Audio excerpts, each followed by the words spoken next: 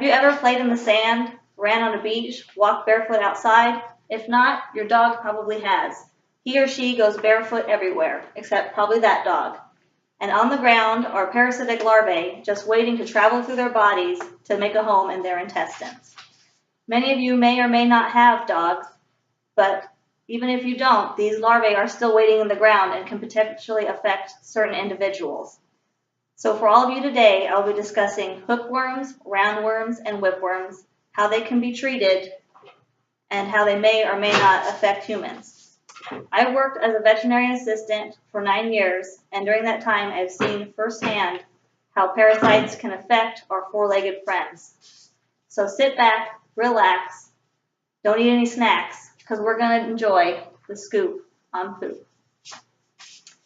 The first intestinal parasite I would like to discuss with you today is the roundworm. The roundworm is the most common parasite in dogs and is very common in puppies. It can be transferred from the mother to the puppy and to the puppy from the environment. It's good to deworm your puppies at 2, 4, 6, and 8 weeks, and by 8 weeks of age, they can start taking HeartGuard as a monthly heartworm preventative. There are many different brands of heartworm medication. The medication you want to look for is Pyrantel. That is the medication that treats for roundworms. You want to do it monthly because they pick these up every month and keep reinfecting themselves because these parasitic larvae are in the ground. This is Pyrantel right here. Nemonex is the name brand you can buy at Orscheln's. I've actually taken this. It was really sweet and sugary. We kind of did it every year at the vet clinic as a preventative because we were handling these parasites and walking around outside barefoot. So we just took our precautions. These larvae are in the soil, and that's how the dogs can pick them up through their feet, and it goes through their body and into the puppy from the mother. They can also get them from secondary hosts like mice or worms, so when they eat those, it goes through. The CDC says that an adult roundworm cannot grow and live in a human intestine, but they can travel through our bodies, and they can travel through our hearts, our lungs, or liver, and also migrate into the eyeball. This is called toxocariasis, and this eyeball migration can cause permanent damage and blindness in children. It's most often found in children because they play in sandboxes. Now that we've had our fear factor a moment, let's discuss hookworms. According to Parasites, petsandparasites.org, 6.19% of dogs tested in Pettis County, right here, tested positive for hookworms. Much like roundworms, hookworms are in the environment and travel through the pet's feet or consumed and then travel to the puppy. But unlike roundworms who will travel through our body, hookworms just do a localized cutaneous infection, and that's a very painful rash that we can get from hookworms.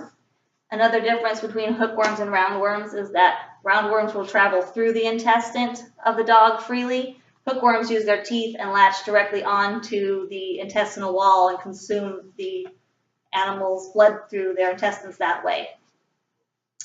An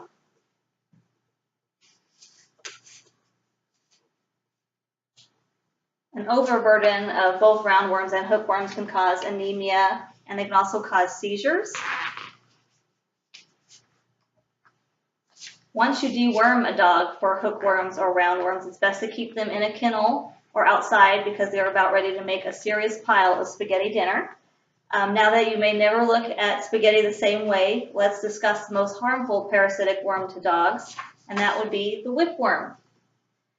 DoggyCalls.com describes whipworms as having a long tail and living in the small intestines of the host where they live and hatch, feeding off the blood of the animal. Ingestion of these eggs directly off of their paws or from the ground is the cycle of the whipworm, and they'll just keep reinfecting themselves that way. They can cause bloody diarrhea, anemia, dehydration, and in severe cases, death. This is the whipworm diarrhea. It is like you can smell a dog when it has whipworms. You just know, I know what worm that dog has.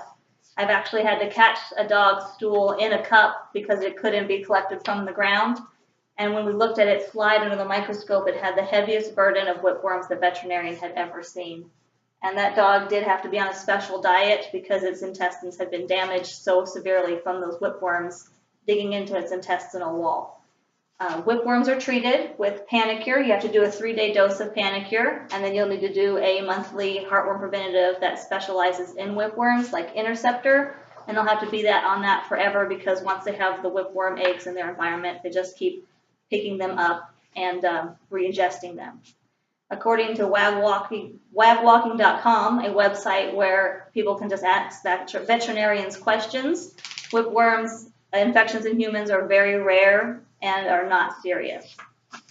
It must be a relief to know that the worst worm for canines possesses little to no risk for humans, so now let's go over what we have learned. Today we have discussed the 3 primary parasitic infections that can affect our favorite household pet and possibly your family. We also learned how they can spread to the harm they can cause and how we can prevent them and treat them. I hope you have all found a new appreciation for the monsters that may live inside you or your little 4-legged friend.